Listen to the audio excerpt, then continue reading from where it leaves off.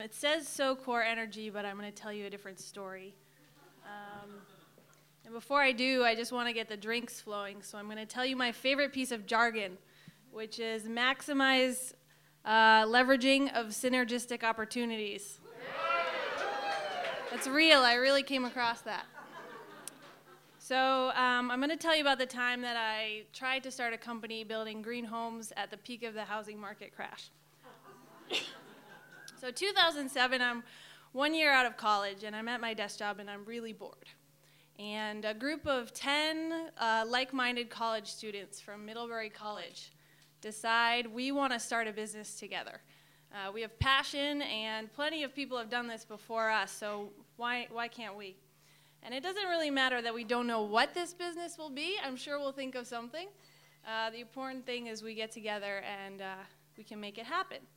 So we decide to move to Portland, Oregon, all 10 of us, because there's a really hip scene there, and we figure it'll fall into place.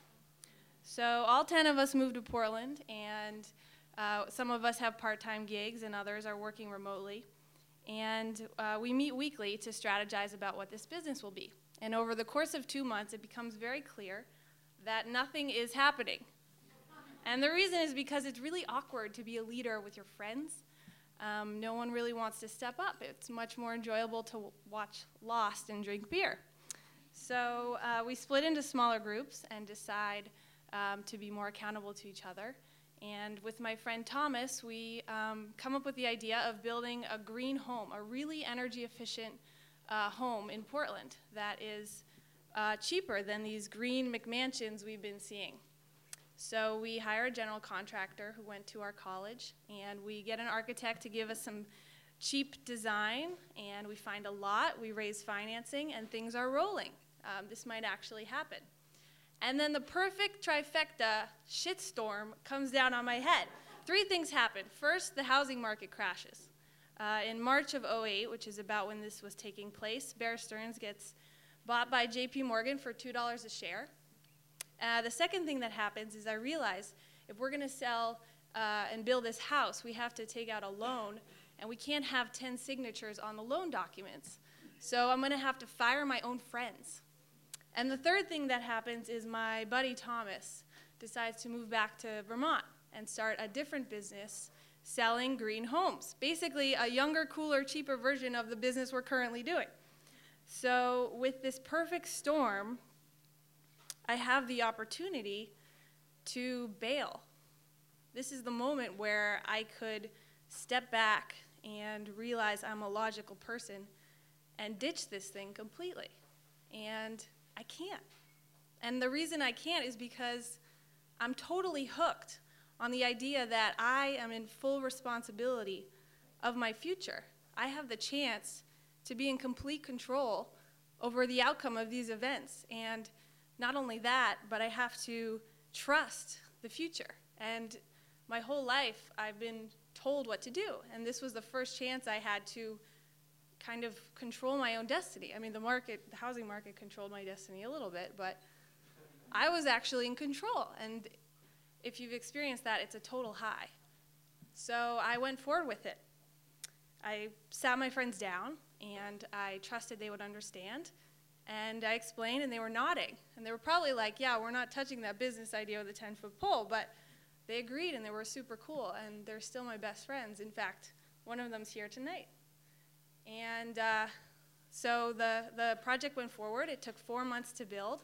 And at the end of the day, it was 70% less costly to heat than the average home. And we had really cool systems in there, a heat exchanger that would gather heat from the shower and transfer it down to the hot water heater to save money there, insulation made from recycled newspapers, and other cool features. And it sold in 33 days in the spring of 2009, which was a tough time to sell. So people liked it. But I made about $500. So in some senses, you could call it a failure. But it was a slice of life. It was real, and it was mine. And in those moments when I was skating around my sustainably forested hardwood floors in my socks all by myself, I love being an entrepreneur. So, thank you.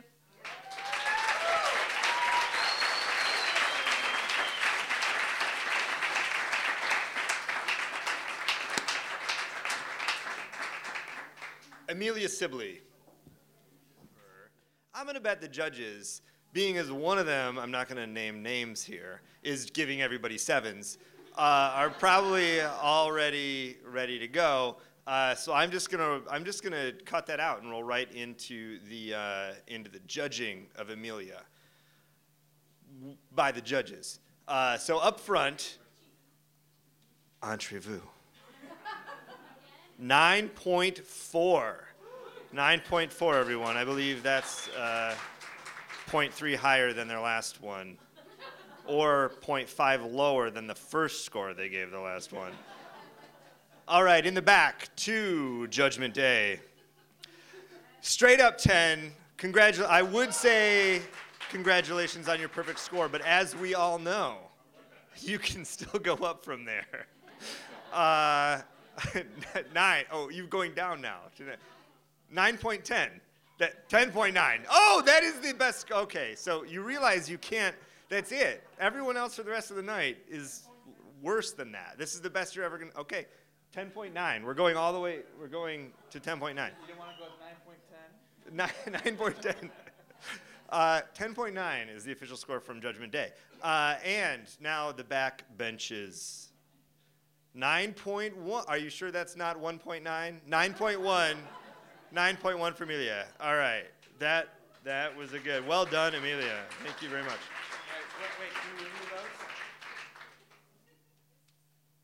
those? That one of the. Yeah.